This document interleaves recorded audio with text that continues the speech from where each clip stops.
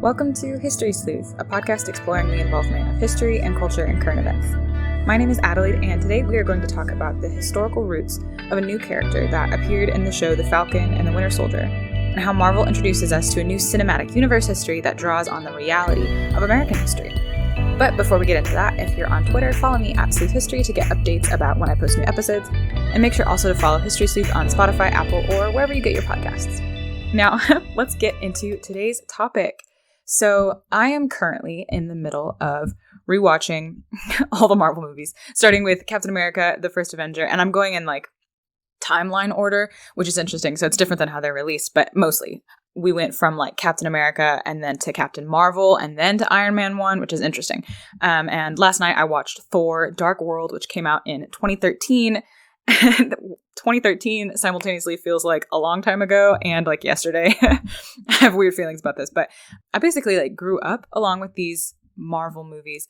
So just like watching these makes me really nostalgic for my like teenage years. It reminds me of like going to the movie theaters with my friends and just kind of like hanging around without our parents for the first time, you know, arguing about who's the best Avenger, theorizing what would happen next based on the end credit scenes and all of those little clues. And then with Endgame out in 2019, while I was in college, like that was kind of crazy to go out and see with friends in the movie theater, see with my new friends and stay out ridiculously late and get Whataburger and do all of those college things. And now in the Marvel world, we've got a couple new series on Disney Plus dealing with the seriousness and aftermath of all that's happened in the 20 whatever Marvel movies that have led up to this. And I've graduated college now and kind of dealing with those more serious themes. I feel like I've grown up as the series has gotten more intense and serious, and yeah, that's just a kind of a tangent. All that to say, of course, I watched WandaVision. I really enjoyed it.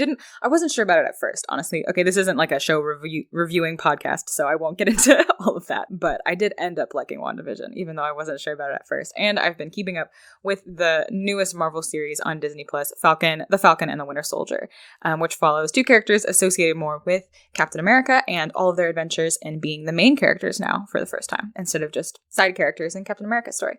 So, and the reason that I'm talking about any of this at all on my podcast, on my history podcast, because the second episode introduced a character whose experiences reflect a very serious, horrible, and little-known aspect of American history that I wanted to teach you guys more about today and kind of explore of what this inclusion, how like alluding to this history changes and affects the story of The Falcon and the Winter Soldier, and kind of points to the direction that Marvel is going with their movies and this kind of like newest phase. I think they describe them in phases. What are we in, like phase 4 of the Marvel Cinematic Universe? So let's get into what happened in episode 2 of The Falcon and the Winter Soldier. If you haven't been watching, I won't go into like too much detail about the episode, but there might be some spoilers, so here's your spoiler alert. If you haven't seen the second episode yet and you're planning on watching this series, maybe find another episode of my podcast that you want to listen to and click off. It was last week. Was it just last week? It was longer than a week ago, where we talked about silly conspiracy theories about history. And that was really fun. We talked about an umbrella dart man and maybe if Tesla invented a death ray. So, you know, if you missed that, definitely check out that episode. But here we are, second episode of The Falcon and the Winter Soldier. This is from an article on Gamer Rant, and the link will be in my description. They say, in an effort to gather intel on the sudden mass reproduction of the super soldier serum that transformed Steve Rogers into Captain America, Sebastian Stan's Bucky Barnes brings Anthony Mackie's Sam Wilson to Baltimore, Maryland, where he meets Carl Lumbly's Isaiah Bradley. Quote, one of the ones feared by Hydra the most, like Steve. Old and embittered, Isaiah explains that he met Bucky in 1951 in South Korea during the latter's involuntary tenure as the Winter Soldier and the former's brief stint as a government-appointed super soldier. True to the serum's potential, Isaiah held his own against Hydra's deadliest agent, destroying half of Bucky's iconic metal arm during the fight. 70 years after their first encounter, the reformed assassin hopes Isaiah can shed some light on the serum's history to locate its current whereabouts. However, the forgotten hero refuses, demonstrating his retained abilities and revealing he was unjustly jailed following his highly classified super soldier career, confined and experimented on for the next 3 decades. A bewildered and enraged Sam confronts Bucky's secrecy. He says, quote, "So you're telling me that there was a black super soldier decades ago and nobody knew about it?" At first glance, Sam has a point. Both within the MCU's canon and outside of it, Isaiah's sudden existence appears to be a blatant example of retroactive continuity, in which new characters or events are finagled into existing lore to imbue them with narrative importance. But Isaiah's abrupt appearance itself is a deliberate imitation of American history's worst habits. Isaiah debuted in the 2003 comic miniseries Truth, Red, White, and Black by Robert Morales and Kyle Baker. The series reveals that the U.S. government had secretly experimented on hundreds of Black American soldiers in its attempt to recreate the super soldier serum. Isaiah was among the last test subjects standing, and after barely escaping certain death in Nazi Germany, he was betrayed by his country and sentenced to life in prison, similar to his MCU counterpart's conviction. Isaiah's fictional origin draws heavily on influence from the very real Tuskegee syphilis study, one of the most racist and unethical government operations in American history. We're talking about real things now, moving on from the comic book world. In 1932, the United States Public Health Service and Center for Disease Control and Prevention began documenting the long-term effects of untreated syphilis in approximately 600 impoverished African-American men in Macon County, Alabama. When the PHS and CDC lost funding for the study 6 months in, they nonetheless continued discreetly over the next 40 years until the experiment's existence was leaked to the press in 1972 and subsequently shut down. The study resulted in the deaths of 128 Black Americans, all of whom had been deceived by the United States government for decades. So, as you can see here, as well outlined in this article, we're dealing with this like fictional world and character and his experiences that draw on real world people and their experiences. So we've got this contrast between Isaiah Bradley, this secret Captain America-like figure that we've never heard of. We've never seen him before, but he was tested on and has the same like kind of superpowers as Captain America does. A character that we were more familiar with, that we've heard of a lot. He's, the first Avenger that's the name of the first Captain America movie, the first movie in the MCU timeline that I've been going through. So we're very familiar with Captain America. Never heard of Isaiah Bradley, but the way that this plot point is going, where it's suggested that Isaiah Bradley was part of the reason why Captain America can exist, because the government or whoever it is in Avengers world creating this serum tested on him without his consent and imprisoned him for 30 years. And so I got chills, honestly, watching this episode. And when Sam Wilson, the Falcon, is talking to Bucky and says, there's been a black super soldier, a black Captain America this whole time, and we're just now hearing of him. And I felt that was kind of a moment that like took me out of the show in a good way, because I was like, yeah, like in the plot and however many movies it's been, we're just now hearing about this character when we could have been learning about him and having him as part of the Avengers this whole time. But also like when it comes to just the existence of these movies and the Avengers that were chosen to make movies on have all, for the most part, been white men for a while. There's a long series of movies. As I'm going through them, I am only at the second Thor movie, and it's interesting to see these similarities going through and seeing how it's just more noticeable that all of the Avengers are, for the most part, white men. And until we get like Captain Marvel thrown in there, Black Panther thrown in there.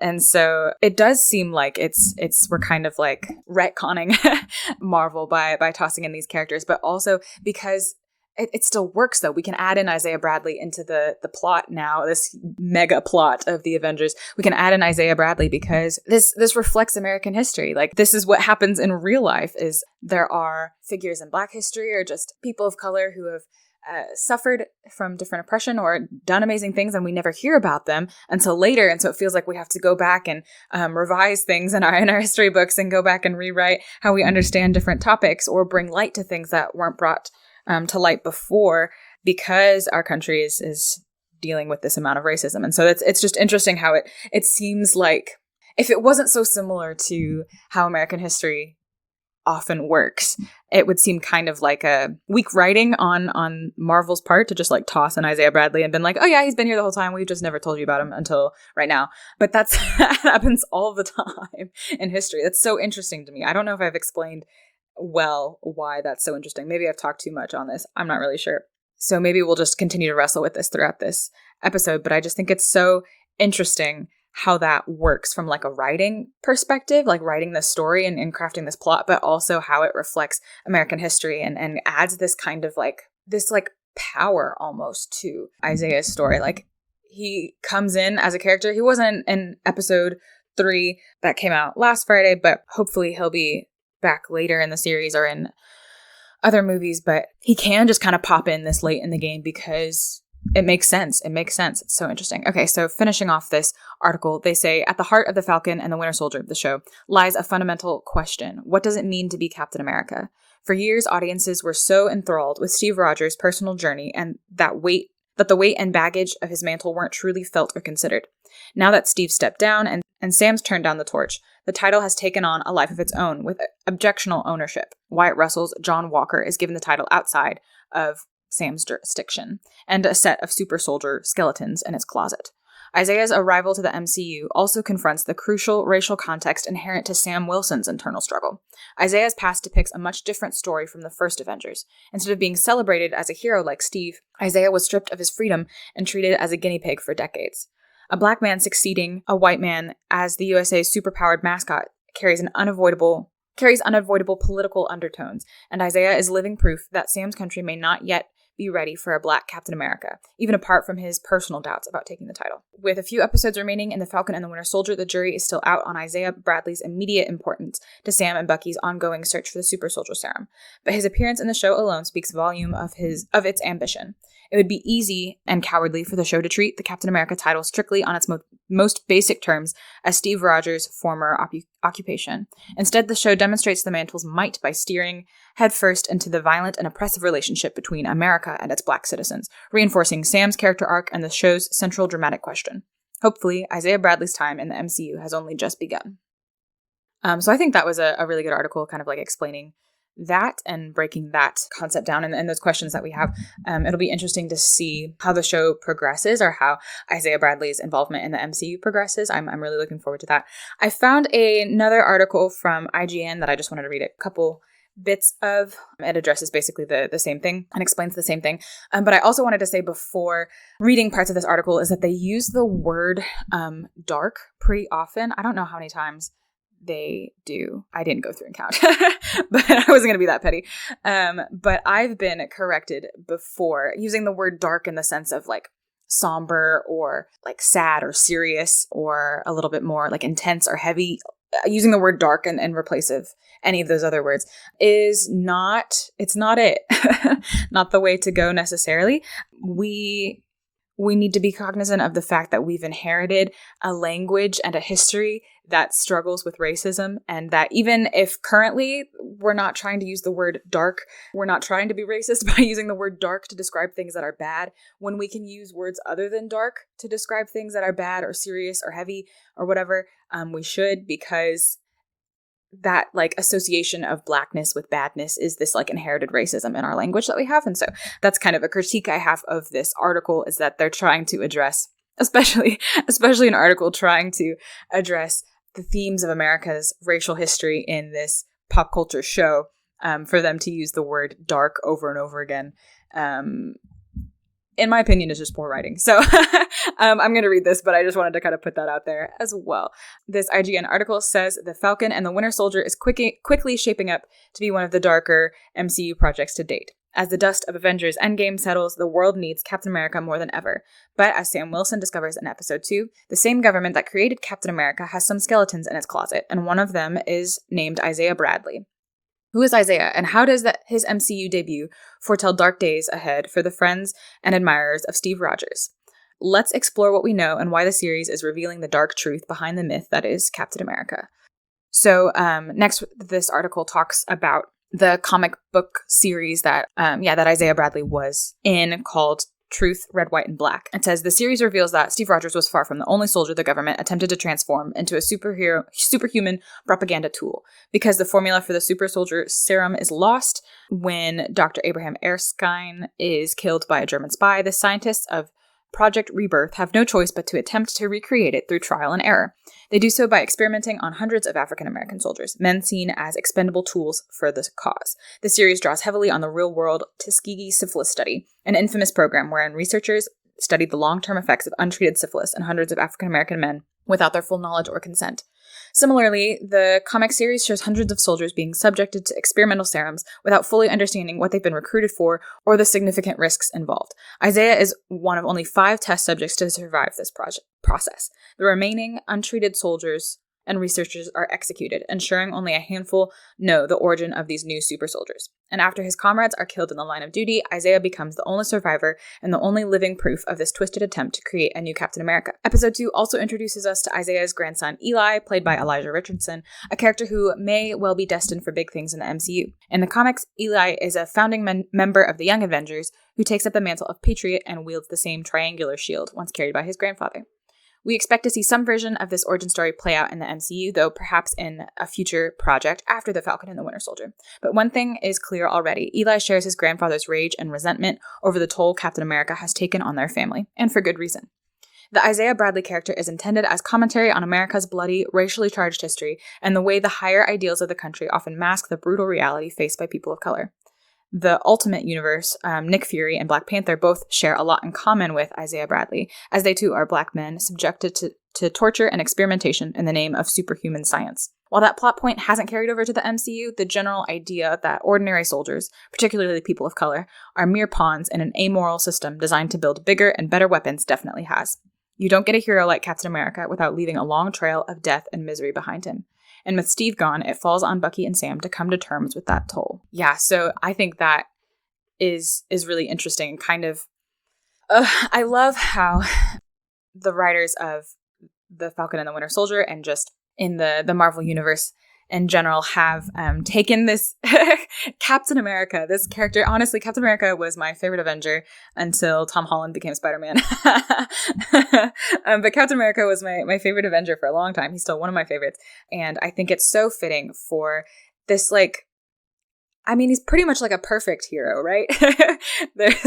He's not a super flawed character. He always makes the good choice. He's kind to other people. He's like a good person versus, like Iron Man, who's objectively, okay, I have maybe too many opinions. But we have this good character of Captain America, and behind him we've got this history and choices made by other people that made it possible for Captain America to be as powerful and to be an Avenger in the first place.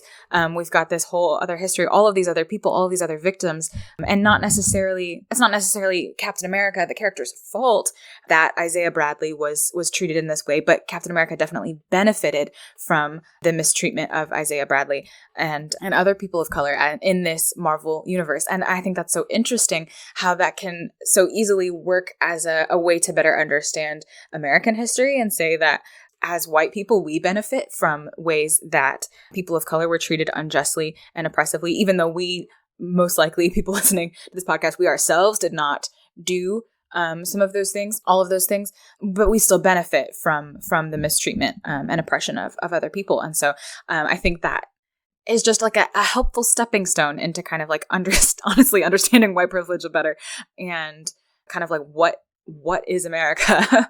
Why do we have these issues with racism in our country, and what kinds of effects do they have? So I'll get into more of those questions in a second, but I wanted to read some of this article from history.com about the Tuskegee syphilis experiment study thingy. Oh yes, the Tuskegee Experiment, the infamous syphilis study.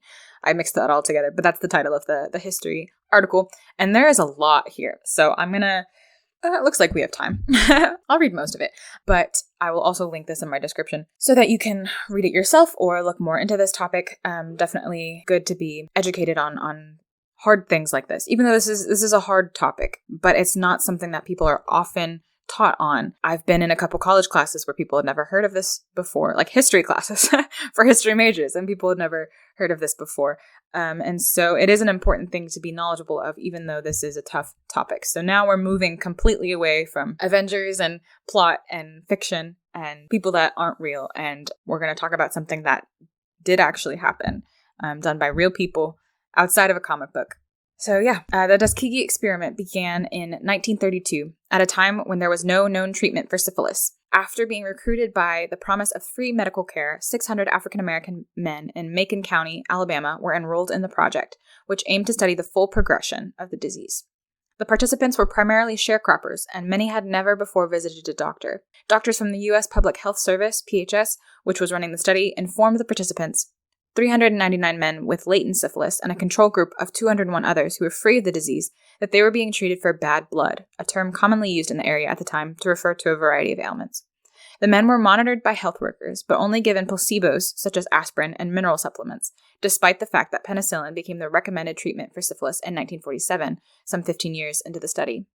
PHS researchers convinced local physicians in Macon County not to treat the participants, and instead research was done at the Tuskegee Institute, now called Tuskegee University. The school was founded in 1881 with Booker T. Washington as its first teacher. In order to track the disease's full progression, researchers provided no effective care, as the men died, went blind or insane, or experienced other severe health problems due to their untreated syphilis. In the mid-1960s, a PHS venereal disease investigator in San Francisco named Peter Buxton found out about the Tuskegee study and expressed his concerns to his superiors that it was unethical. In response, the PHS officials formed a committee to review the study, but ultimately opted to continue it, with the goal of tracking the participants until all had died, autopsies were performed, and the project data could be analyzed. Buxton then leaked the story to a reporter friend, who passed it on to a fellow reporter, Gene Heller of the Associated Press. Heller broke the story in July 1972, prompting public outrage and forcing the study to finally shut down. By that time, 28 participants had perished from syphilis, 100 more had passed away from related complications, at least 40 spouses had been diagnosed with it, and the disease had been passed to 19 children at birth. In 1973, Congress held hearings on the Duskiki experiments, and the following year, the study's surviving participants, along with the heirs of those who died, received a $10 million out-of-court settlement. Additionally, new guidelines were issued to protect human subjects and the U.S. government-funded research projects. As a result of the Duskiki experiment, many African Americans developed a lingering, deep mistrust of public health officials and vaccines. In part to foster racial healing, President Bill Clinton issued a 1997 apology, stating the United States government did something that was wrong, deeply, profoundly, morally wrong. It is not only in remembering that shameful past that we can make amends and repair our nation, but it is in remembering the past that we can build a better present and a better future. During his apology, Clinton announced plans for the establishment of Tuskegee's University National Center for Bioethics and Research and Healthcare. The final study participant passed away in 2004. Tuskegee, listen to this part, Tuskegee wasn't the first unethical syphilis study. In 2010, then President Barack Obama and other federal officials apologized for another U.S.-sponsored experiment conducted decades earlier in Guatemala. In that study, from 1946 to 1948, nearly 700 men and women, prisoners, soldiers, mental patients, were intentionally infected with syphilis. Hundreds more people were exposed to other sexually transmitted diseases as part of the study without their knowledge or consent. The purpose of the study was to determine whether penicillin could prevent, not just cure, syphilis infection. Some of those who became infected never received medical treatment. The results of the study, which took place with the cooperation of the Guatemalan government officials, were never published. The American public health researcher in charge of the project, Dr. John Cutler, went on to become a lead researcher in the Tuskegee experiments.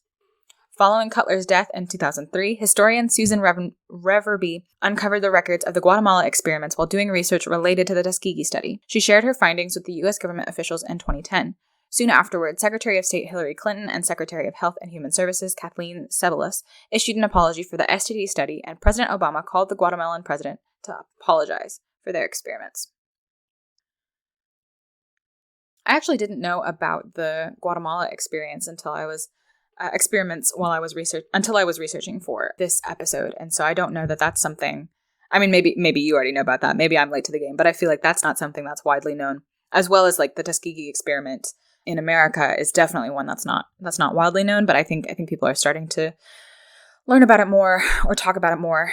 Yeah, so those things are horrible. Those are objectively horrible. And I think it's really important that, you know, the writers of The Falcon and the Winter Soldier are using this fiction pop culture thing that lots of people will see and watch and enjoy to draw attention to serious things in American history and kind of make us aware of serious things that have happened. And yeah, I think that's really valuable because then we can take efforts to right these wrongs, to seek reconciliation, justice, and healing, and prevent these sorts of things from happening again. You know, we can seek ways to stop these kinds of things before they even happen. Are there situations where there are some people who are treated or thought of as less than human, and disposable, basically, lab rats in a sense. Like, are there people like that today? People who we treat like that today? And how can we reassert their humanity and their dignity, their human rights, and prevent people from taking that from them in an effort to, I don't know, find a cure for syphilis or other things. I'm reminded just kind of in this moment, I think there was an article that came out, it was a while ago, and it didn't become as big of a deal as it should have been, but I think there was an article about forced hysterectomies at the border, that there were women coming across the border from the border between Mexico and the United States and were receiving forced hysterectomies without their knowledge or consent.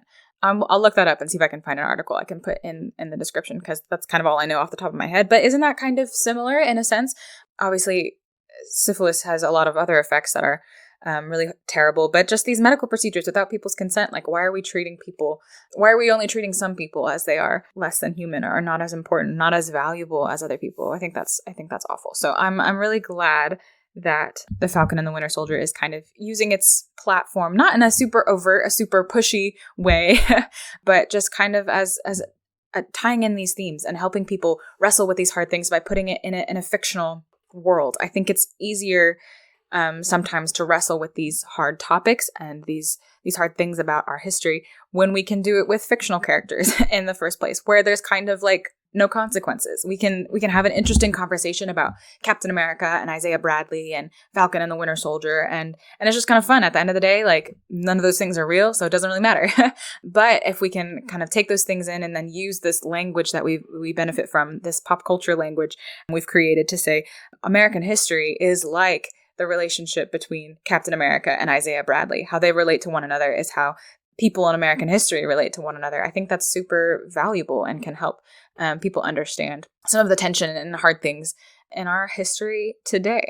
So I listed a bunch of questions here at the end of my notes, but I think I've already kind of gone over a lot of those things just in my my side comments and whatnot. So I think I'm just going to leave it there. I think we could have a longer discussion about mixing history and fiction together, or including history and pop culture, how that's done well, done badly. So maybe that's something we can talk more about in the future. If there are other historical elements in other Marvel movies that you think I should talk about, definitely let me know. If you have opinions about this, also let me know. You can find me on Twitter pretty much mostly. And I wish there was a way that you could like comment on like Spotify or Apple, but I guess you can leave a review. Other things, I would love to interact more with people and see what you guys are thinking, because my opinion isn't the end all be all. At the end of the day, it's just an opinion. So that is all I've got for you guys today. Thank you so much for sleuthing with me. I hope you enjoyed this episode. I will catch you guys on Tuesday. Don't forget to follow History Sleuth wherever you get your podcasts so you don't miss that, and rate and review whenever you can. I hope you have a great day. Bye.